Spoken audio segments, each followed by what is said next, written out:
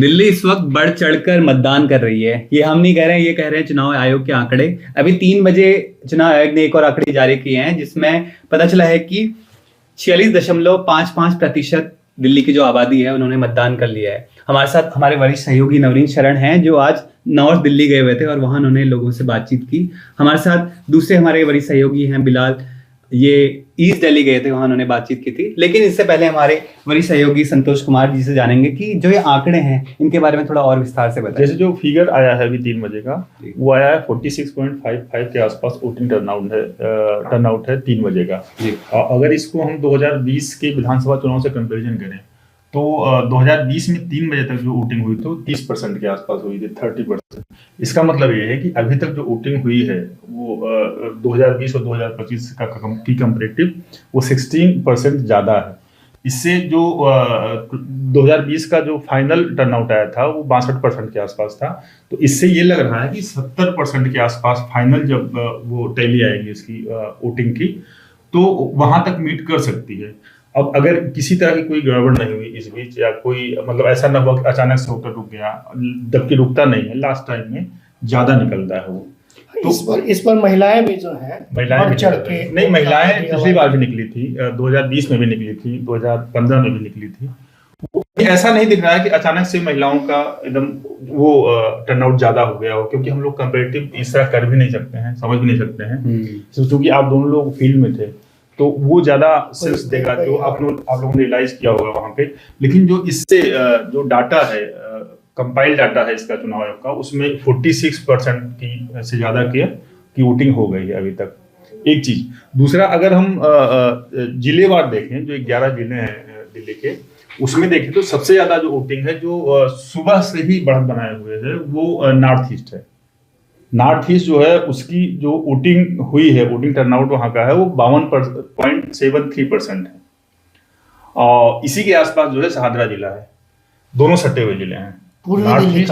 East Delhi या यमुना पार जिसको बोलते हैं, ट्रांसमना बोलते हैं, उसमें दोनों जिले सटे हुए हैं। ट्रांसमना में 3 जिले हैं, नॉर्थ ईस्ट सबसे ज्यादा टॉप पे है, सेकंड जो लीड ले रहा है वो शहादरा है, उसके बाद जो है ईस्ट दिल्ली है, वो भी जो है कमोबेश उसकी भी स्थिति जो है वही है। इसमें जो हम अगर उसका टैली देखें इसका चुनाव आयोग का, तो उसमें ईस्ट से ज्यादा जो वोटिंग हुई है वो हुई है साउथ वेस्ट में 48% के आसपास, और जो ईस्ट में वोटिंग हुई है वो 47 हुई है। तो मतलब ये टॉप 4 जो डिस्ट्रिक्ट हैं 11 में से वो यही हैं। उसमें से 2 जो है एकदम पीक एकदम टॉप पे है, सीट्स पे है, नॉर्थ ईस्ट तो शहादरा, और थर्ड पे जो है वो जो है साउथ वेस्ट है, और उसके बाद फोर्थ पे फिर आ रहा है ईस्ट आ रहा है। संतोष जी, ये डिस्ट्रिक्ट के अलावा जो विधानसभा है उनमें जो 12 आरक्षित सीट है उनका क्या हाल है अभी? 12 आरक्षित सीटों का जो है उसमें भी कुछ सीटें तो ऐसी हैं वहां पे ठीक वोटिंग हो रही है, बहुत गड़बड़ नहीं है। वो भी जो वही विधानसभाएं हैं जो ईस्ट या नॉर्थ ईस्ट या शहादरा में है, और जो जैसा कि वो है जो टर्नआउट दूसरे डिस्ट्रिक्ट का है, हम लोग उसने उस पर बात नहीं की है कि जो सबसे लोवेस्ट पे रहा है नई दिल्ली अभी है। नई दिल्ली में वोटर नहीं निकल रहा है, नई दिल्ली में अमूमन कम ही निकलते हैं, कम निकलता है, बट इस बार भी कम ही निकल रहा है। और यहाँ की एक आरक्षित सीट है करोल बाग, वो सबसे नीचे है, 39% के आसपास है उसका वोटिंग टर्नआउट अभी तक का। मतलब 70वां स्थान कहेंगे अगर विधानसभा में तो करोल बाग कहेंगे। वो तो एक बार पूरा कंपैरेटिव करना पड़ेगा, लेकिन जो हम लोग एसेस कर रहे हैं कम से कम जो आरक्षित सीटें हैं उसमें सबसे कम जो वोटिंग हुई है वो करोल बाग में हुई है। ये सुरक्षित सीट है, और इसी तरह से पटेल नगर की भी वही स्थिति है। ये भी इसी रीजन में आता है, सेंट्रल और नई दिल्ली के रीजन में आता है। इसमें भी जो हुई है पटेल नगर में, उसमें 42 पॉइंट के आसपास हुई है। और जो सबसे टॉप पे है विधानसभा वाइज वो जो है मुस्तफाबाद है। मुस्तफाबाद में ही जो है वहाँ की जो वोटिंग परसेंटेज है 56% है। उसके बाद जो सेकंड पे सीलमपुर है, उसी सटी हुई जो विधानसभा है वो 54% के आसपास है। बाबरपुर 51 है, और ये 3 विधानसभाएं ऐसी हैं जहाँ पे 50 क्रॉस कर रहा है वोटिंग परसेंटेज। बाकी जो है जो विधानसभाएं हैं वो इसमें सबसे पुअर जो परफॉर्मर है मुस्लिम बहुल सीटों में, ये तीनों जो है सीटें वो कमोबे से ही है कि मुस्लिम बहुल सीटें हैं। सबसे मुस्लिम बहुल सीटों में जो सबसे कम परफॉर्मर है अभी तक विधानसभा है वो ओखला है। ये 42.70 के आसपास ये अभी टिका हुआ है। तो ये रुझान 3 बजे तक का है। ये 3 बजे। हाँ तो एक चीज और अभी देखिएगा, आप जो जैसे कि पहले बता रहे थे कि 70% तक जा सकता है, तो इस बार जो है वो नहीं, वो अनुमान हम इसी से लगा रहे हैं। वर्किंग डे में वो अनुमान हम इसे लगा रहे हैं ना कि ये जो लास्ट ईयर जो 2020 में जो वोटिंग हुई थी उससे अभी तक, मतलब अगर 3 बजे का दोनों को देखें तो करीब 16% के आसपास जो है वो ज्यादा अभी तक और 3 बजे के बाद अमूमन जो आएगा आंकड़ा, जो 2020 की टैली थी, फाइनल टैली थी, वो 62 थी।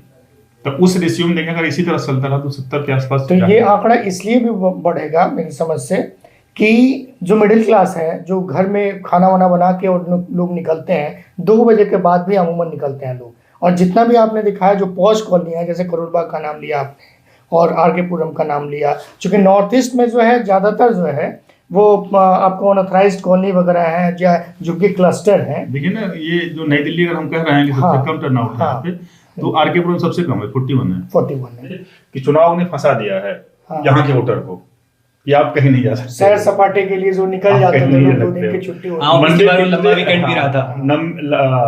मंडे ट्यूसडे आपको वर्क करना है, फिर वेडनेसडे को वोटिंग हो रही है, फिर थर्सडे फ्राइडे वोट करना है। तो कहीं से कोई ऐसा स्कोप नहीं है कि आप 1 दिन छुट्टी लेके आप 4 दिन का वीकेंड, लॉन्ग वीकेंड पे चले जाओ। क्या सेंस दिखा फिलहाल फील्ड में? ईस्ट में थे तो कि आप, क्योंकि ईस्ट भी अच्छा परफॉर्म कर रहा है अभी तक, ऐसा जो फिगर आया हुआ है। बिल्कुल।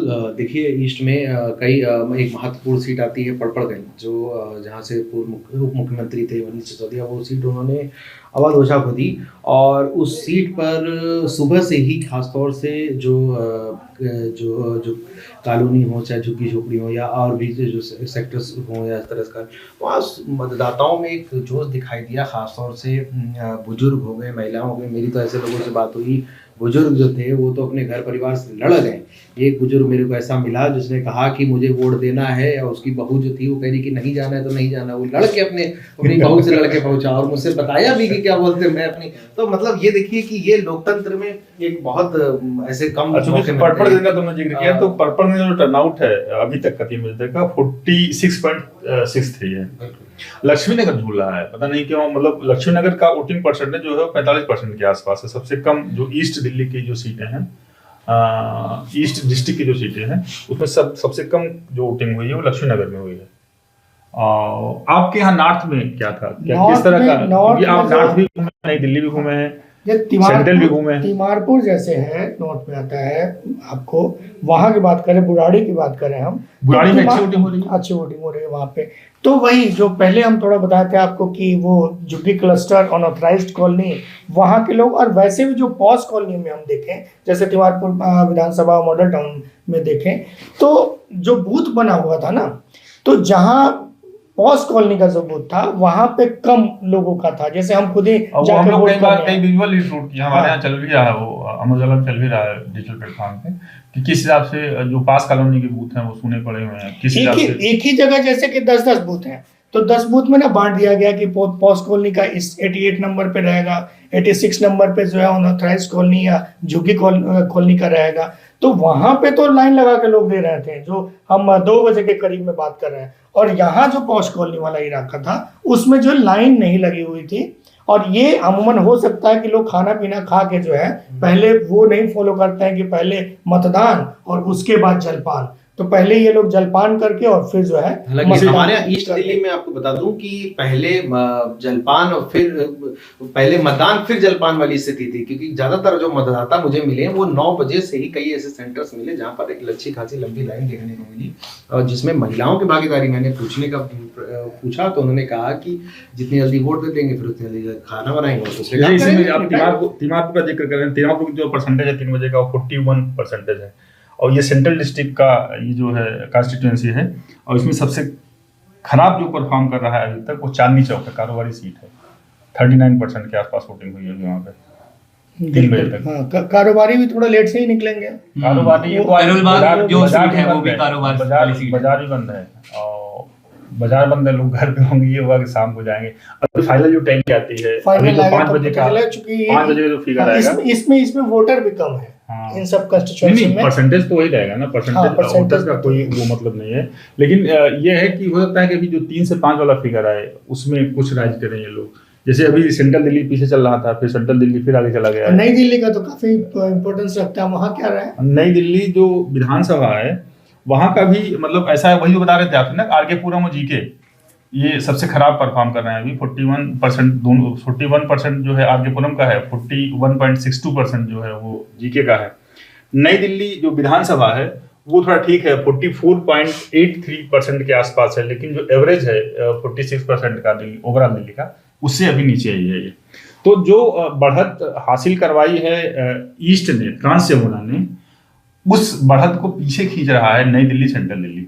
मौसम ने भी बहुत साथ दिया और है। मौसम भी ने, ऐसा नहीं है कि आप ये फेवरेबल कह सकते है। हैं कि मौसम ने बहुत अच्छा साथ दिया है। बहुत सुबह ठंड भी नहीं रही, ना कोई और ठंड दिन है, में ना कोई खिली धूप है। वो मतलब ये है कि दिल्ली में है तो चलो उठ ही दे आए, एक जिम्मेदारी का मौसम एहसास है तो यहाँ। होता ही है। हाँ, अब तक की बातचीत में हमने यहाँ के आंकड़े समझे और जैसे बता भी रहे थे कि बहुत सारे आयाम हो सकते हैं जिसकी वजह से लोग बाहर निकल रहे हैं। लेकिन एक उदाहरण मेरे को भी याद आता है 2019 का, जब आम आदमी पार्टी ने फ्री बस की वो की थी, योजना घोषित की थी, तो 31 सीटें ऐसी थी जहां पे महिलाओं ने पुरुषों से ज्यादा मतदान किया था। तो एक संभावना ये भी हो सकती है कि इस बार महिलाओं के लिए तमाम ऐसी योजनाएं हैं, सबने दिया, हो हाँ। सकता है कि वो बढ़ चढ़ के दिया हो, क्योंकि अलग अलग योजना भी है। कई सारे वो हो सकते हैं, वो जब एनालिसिस होगा खैर उसका हमें voting के बाद। देखना पड़ेगा, जिस दिन चुनाव का परिणाम घोषित होगा उसमें पता चलेगा कि कहाँ किसने ज्यादा मतदान दिया, कैसे दिया।